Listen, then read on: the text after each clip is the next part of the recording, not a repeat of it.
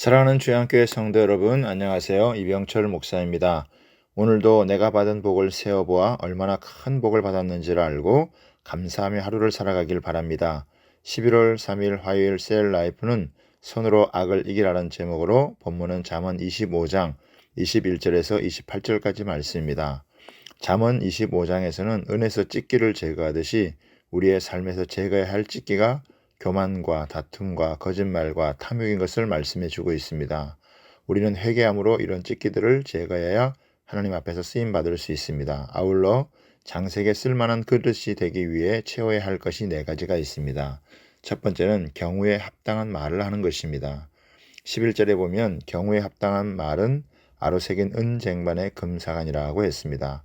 때와 장소에 알맞는 지혜로운 말은 상대방에게 유익을 줍니다. 마치 은쟁반에 올려져 있는 금사과와 같이 귀하고 아름답습니다. 아무리 옳은 말이라 할지라도 경우에 맞지 않으면 오히려 상처를 줍니다. 곤고한 자에게는 위로의 말을, 넘어진 자에게는 용기의 말을, 절망한 자에게는 희망의 말을 전해야 합니다. 더러운 말은 입 밖에 내지 말고 오직 덕을 세우는 선한 말을 하여 듣는 자에게 은혜를 끼쳐야 합니다. 두 번째는 충성하는 것입니다. 13절에 보면 충성된 사자는 그를 보낸 이에게 마치 추수하는 날의 얼음 냉수 같아서 능히 그 주인의 마음을 시원하게 하느니라고 했습니다. 추수하는 날의 얼음 냉수를 한 그릇 마시는 것이 얼마나 시원하겠습니까?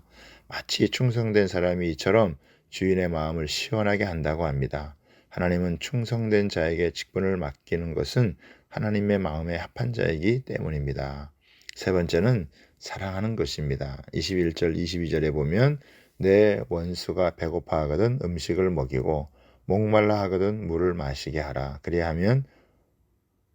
그리하는 것은 핀 숯을 그의 머리에 놓는 것과 일반이요 여호와께서 내게 갚아 주시리라고 했습니다. 하나님은 우리 믿는 자에게 직접 원수를 갚지 말라고 하셨습니다. 원수 갚는 것은 하나님이 하실 일이고 다른 사람을 용서하고 사랑하는 일이 우리가 해야 할 일입니다. 사랑이 없으면 아무것도 아닙니다. 사랑이 없는 자는 하나님이 쓰실 수 없습니다. 성도는 원수까지라도 사랑해야 합니다. 원수가 굶주리면 먹이고 갈증이 나면 물을 마시게 해야 합니다.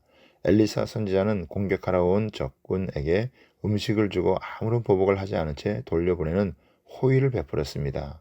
공경에 빠진 원수에게 베푼 선행은 마치 원수의 머리 위에 타는 뜨거운 숯을 놓는 것과 같습니다. 이때 원수는 뜨거운 하나님의 사랑을 느끼고 회개하게 됩니다. 악한 자에게 보복하는 방법은 그가 망하도록 하는 것이 아니라 그가 잘못을 깨달아서 더 좋은 사람이 되게 하는 것입니다.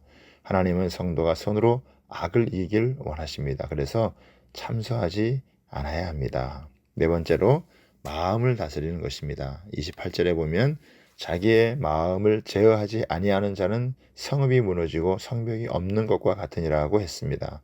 마음을 다스려야 합니다.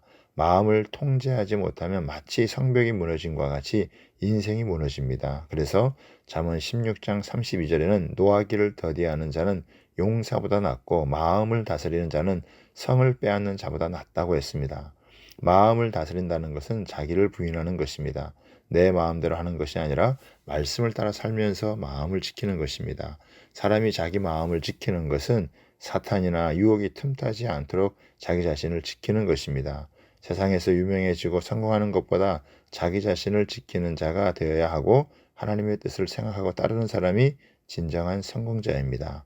오늘 하루도 장색에 쓸만한 그릇을 빚어가는 복된 하루가 되길 바랍니다. 감사합니다.